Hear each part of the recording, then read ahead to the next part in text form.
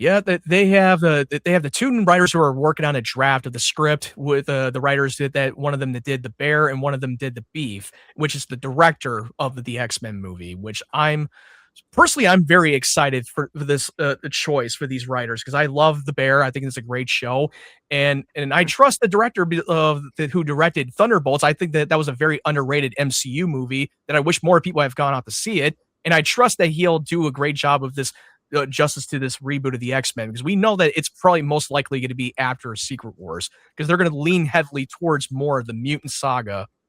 You really like the Thunderbolts, Matt? Yeah, I loved it. I did too. You must be on crack. I don't think we seen the same movie. You see what I deal with? Yeah. How come you guys didn't like Thunderbolts? I think honestly, it just felt like it felt like there wasn't it didn't feel like a big movie where it's just like, it feels like they just, okay, they escape from the thing and then they go to New York and then they fight the big baddie. And it just felt like it didn't have it felt like a 3-act structure to me. It felt like just a quick movie. Like to me, like I had the same issue with Terminator. But you just described a 3-act structure. Like they escape from the thunder. I just like, I want it to be, I like a movie that's bigger.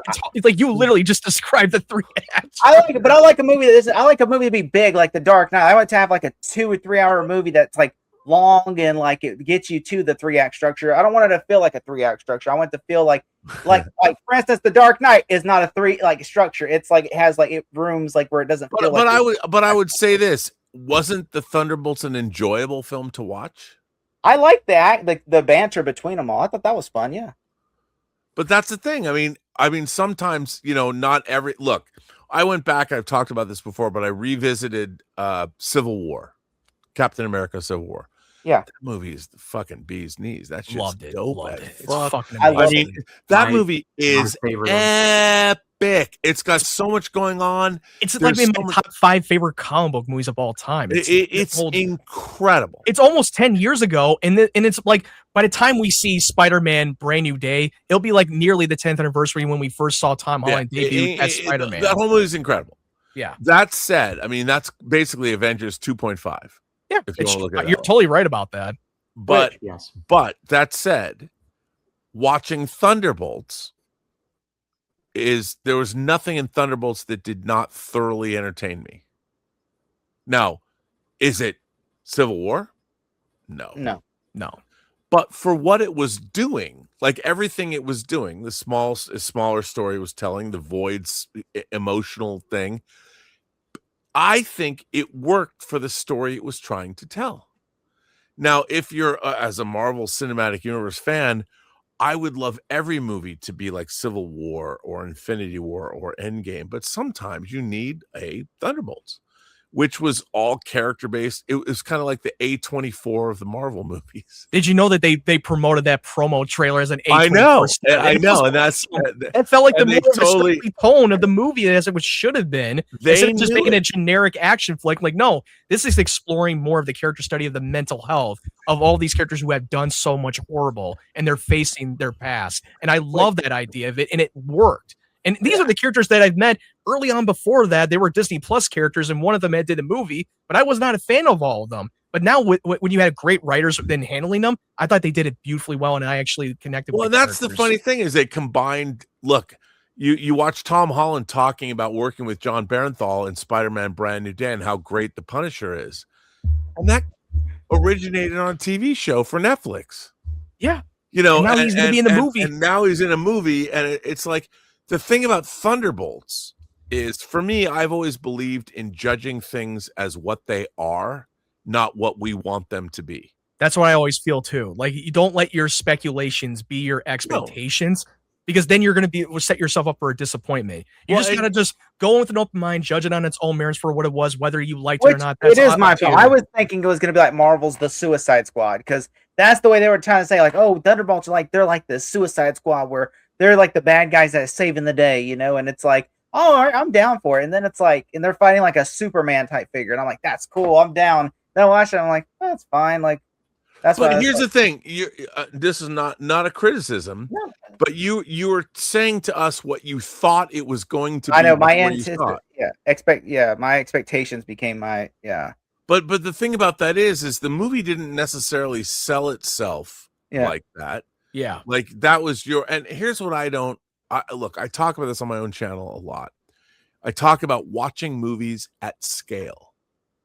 And the idea is you have to know, like, I watch a lot of, look, to be on my channel, my friend Dieter Bastian, we watch a lot of what a lot of people would say are garbage movies.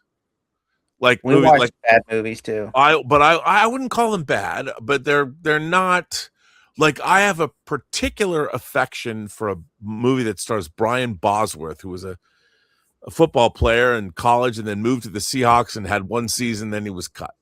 But he plays an action star in a movie called Stone Cold with Lance Henriksen from Millennium. He was in Aliens. He played the synth. He played Bishop in Aliens. It is a biker gang action movie with a 90s mullet cop in it. It's not great. However, it's also fucking awesome because at what it was trying to do at its low budget level, it kicks ass. Now, is it $100 million action movie? No. It's an under $10 million ridiculous pot boiler action disposable movie. Yet it's also awesome. And the question that I'm always asking myself in my life is, a $10 million movie with an ex-football star and Lance Henriksen named Stone Cold, directed by a former stuntman, can that compete with Avengers, or whether it's Civil War or whether it's Thunderbolts? They can't compete, but they both take 2 hours to watch. So you have to look at them and wonder, is this movie better than this movie simply because it was made with more money? Or can both of these movies be equally entertaining in different ways? Well, I would say a movie that costs $8, $7, $6, $5, $4 million, or a movie that costs $200 million that are both the same length, where does the entertainment value come in? And I would say it comes in based on your perception, because you don't care how much a movie costs. What you care about is how awesome the movie is. So a $250 million movie can be as awesome as a $1,250 movie. It doesn't matter. It's what you like. So that's what I call watching movies at scale. Yeah. Like, one of my favorite movies is Highlander. And I never, like, I said, we did a watch party recently, and they're like, oh, they said, like, we have one other friend of ours who's like, this shit, you can tell, just looks cheap. And I'm like, that's what's so great about it. It's because it's supposed to look cheap. It's good, though. That's okay, but I would say that's a person that doesn't know how to watch movies at scale. Yeah. Because Highlander doesn't look cheap. Highlander is shot in a particular way that was stylish in 1985 when it was being shot, in 86 when it came out. And these are people that, how old is this person? Like 25? I think he's like 29 or 30. Okay, let's say he's 30. That means he was born in 95, 96. He didn't start watching movies until 2005. So all he's ever really seen is movies of the last 20 years. That dude's never gone back and watched 80s movies. He doesn't know what they've looked like. Even the animation in that film, when people are, I have the power, when they get the gift. Yeah. There can be only one. It's a little, and the quickening hits them. Yeah, and I was born in the early 90s, and I watched a lot of 80s movies growing up. Yeah, which he's like, what she was pointing out is, you can see The Wire, and I'm like, the pattern. The people who were born in somewhere maybe in the late 90s or early 2000s probably has not watched a lot of 80s movies growing up. But also, isn't it interesting, like you said, you can see The Wire. Why is he looking at The Wire? Yeah. He's not actually watching the movie. He's doing what the modern generation does, is they're looking for the problems. Yeah. And they're not involved in the film itself. It seems to me like you're trying to nitpick every small little minor thing. Like, you got to understand. Just watch the movie and just enjoy what the story is, and whether because it's back in the 80s. Not everything aspect of the visual effects are going to hold up in today's world. But here's here's the problem. And I would say, not to impugn all the youth of America, but people like that are moving themselves out of the experience of whatever it is that they're doing, and they're looking for things to complain about. so they can come off as being smarter than whatever it is that they're watching. Exactly. And I get that. But that's the modern age. Those people, I would say this, they don't even know how to watch a film, because what they're doing is they're looking at a thing and they're rubbing their hands together and they're saying, what mistakes am I going to see? They've already gone into the film in a disingenuous manner. I even talked to many people who like, are trying to look for something bad back in those days when they made those movies. Like, it feels like, oh god, I can't wait to ruin their childhood growing up. Blah blah blah. Which I always say this. You Okay, want to watch a movie? Yeah, just like there are some people that hate movies. I didn't like the ending, so I hate the whole movie. And I always say this. I was like, it's not about the ending; it's about the journey. Not the destination. You're not worried about you're worried about the journey to the movie. Like, for instance, To Kill a Mockingbird is a great movie, and it has a depressing ending, but at the end of the day, it's a great movie film. is so woke. Which I'm like, it ends on such a depressing note, but it's such a great movie. And I always tell people it's about the journey. Like, for instance, like The Shining ends on such a depressing note, but it's such a great movie about the journey to that movie from like the beginning to end. And I just like, absolutely. I can't understand why people don't understand. Like, okay, yeah, it's like, well, imagine if Jaws, they didn't kill the shark and the shark got away. And I'm like, but if the movie's still good, you would still be on the ride. Like, well, that was still a fun ride. Yeah, the shark got away, but guess what? It's kind of like that poem about the guy who's trying to catch fish. And at the end of the day, him and his son are trying to catch fish. And at the end of the day, he doesn't really need to catch fish because he realized, it wasn't about catching the fish. It was about spending time with my son. Yeah. People. Well, it's look, I look at it this way. It's like sex. It shouldn't be for men about the destination, because we're going to get there no matter what. And we already know we're going to get there. It should always be about the journey.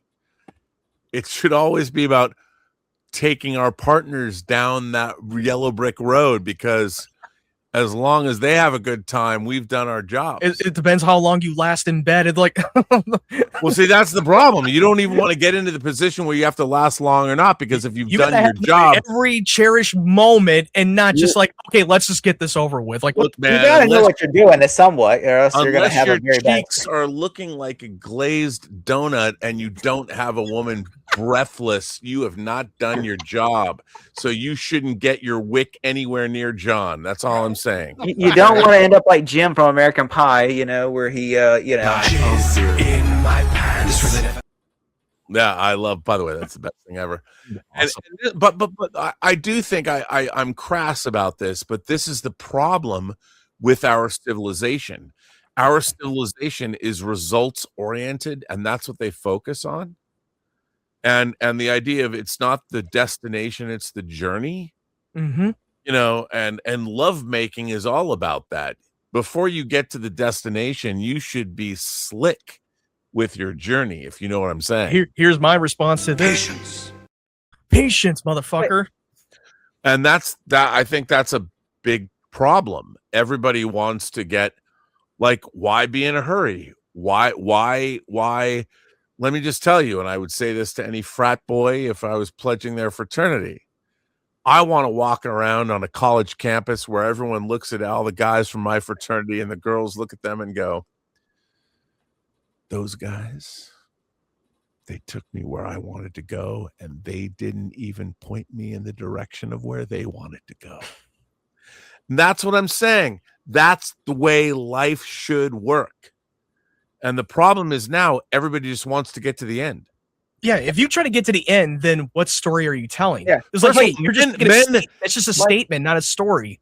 Men don't know how to get to the end. We are the most unskilled enders ever, as any woman will tell you. It's easy to figure it out, though. You can Google that shit, but nobody does. The fact of the matter is, storytelling is never about the end. Storytelling is always about the journey. Always. It's like saying in the Lord of the Rings, like, hey, why didn't they get the fucking eagle to fly into Mordor? Well, then the movie's over. By the way, the Eagles are like, why should we take you? Why? They're like, why should we take you?